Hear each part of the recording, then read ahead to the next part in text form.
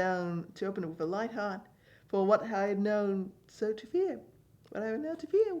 No to fear, nothing to fear, nothing to fear. There entered 3 men who introduced themselves with perfect suavity as officers of the police. A shriek had been heard by a neighbor during the night. Suspicion of foul play had been aroused. Information had been lodged at the police office, and they, the officers, had been deputed to search the premises.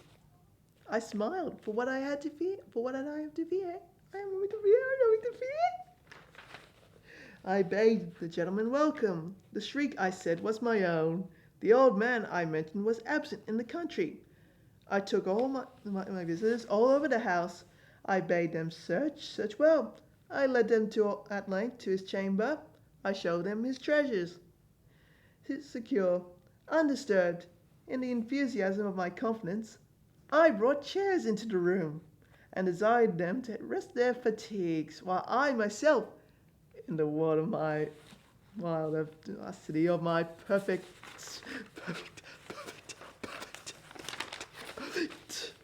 triumph, placed my own seat upon the very spot beneath which reposed his corpse of the victim.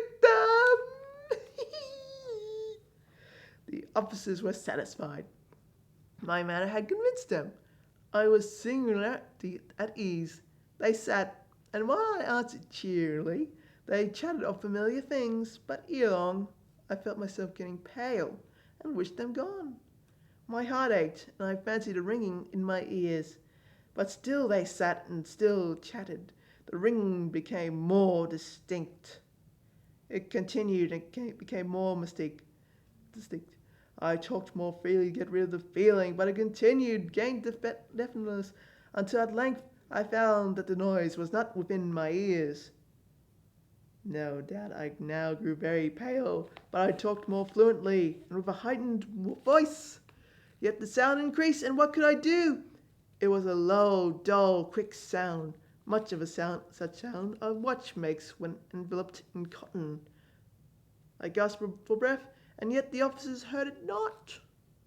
I talked more quickly, more vehemently, but the noise steadily increased. I arose and argued about trifles in a high key and with violent gesticulations, but the noise steadily increased.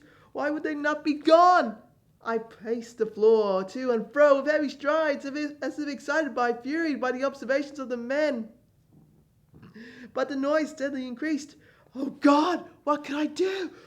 Oh God, I foamed, I raved, I swore.